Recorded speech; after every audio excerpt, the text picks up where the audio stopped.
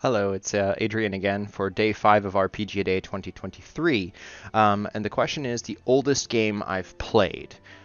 So I have a lot of old games. I just showed you some from the other video.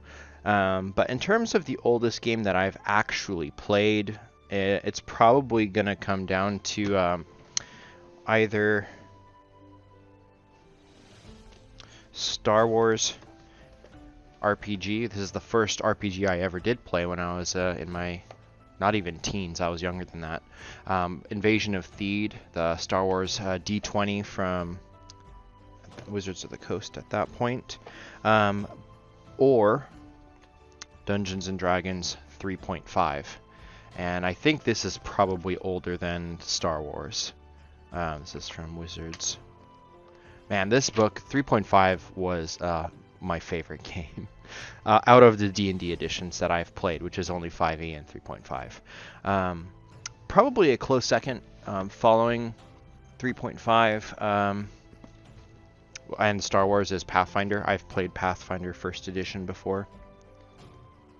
But yeah, I think that's it.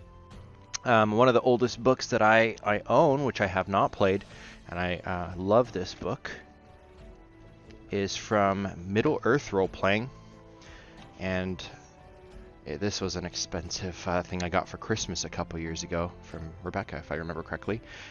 It's The Guide to Moria, and this book is pretty cool. I really wish that I could get a bundle like I did for Castle Falkenstein for Middle-earth Roleplay, but the books for these are like $80 on eBay, in that range, like $70 to $100 a book, which is very steep. But I really love the materials from that game, from what I've seen of it, and I would love to add these to my collection. All the old vintage Middle-earth MERP RPG books. And I hear they're coming out with the One Ring has a Middle-earth book coming to Kickstarter pretty soon, so definitely looking forward to that as well. Lord of the Rings is fantastic. See you tomorrow.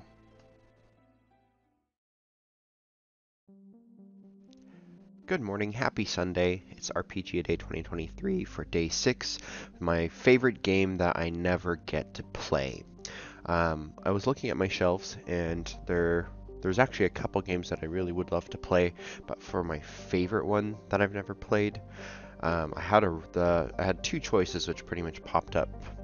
And once I narrowed them down, I'll start with the runner-up for second place.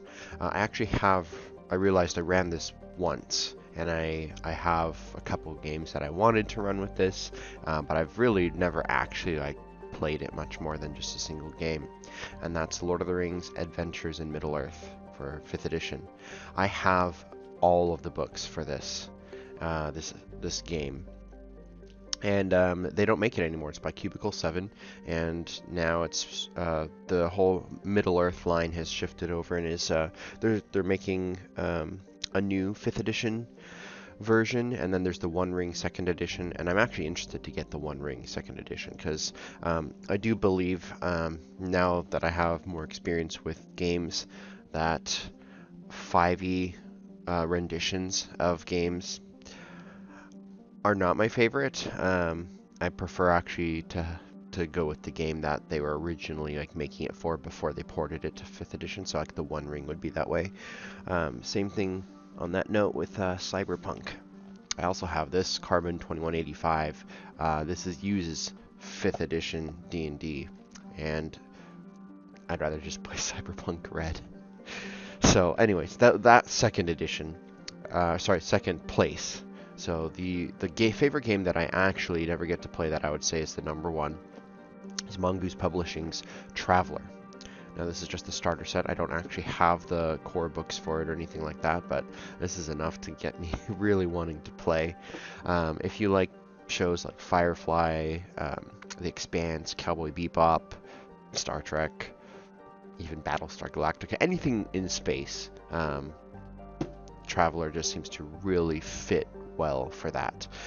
It's definitely the type of campaign where it needs to be a campaign. I don't think you could really accomplish the same experience with this game if you were just doing a one-shot. It seems like a long-form game, or at least a trilogy game, or 5 episodes would be kind of needed to get to know everything.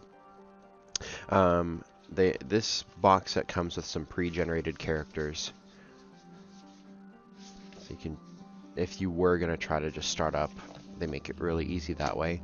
But the character creation in Traveler is just awesome. You select a career.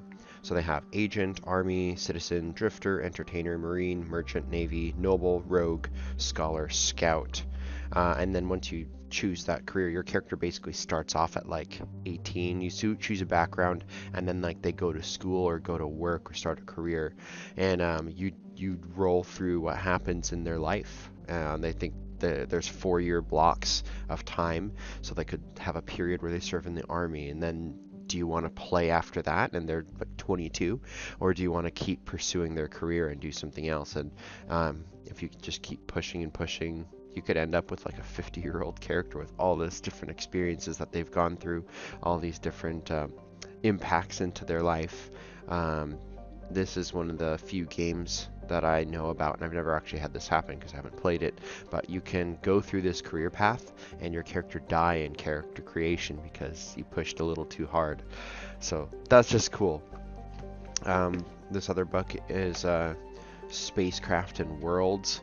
They have a system for how technology affects planets, so they could have a tech rating really high and you go there and it's like Coruscant from Star Wars, or you could have a tech rating that's really low and you land on the planet and it's like Star Trek, and you're like, you are the most technological beings on this planet and you have to navigate that, and it's really fun.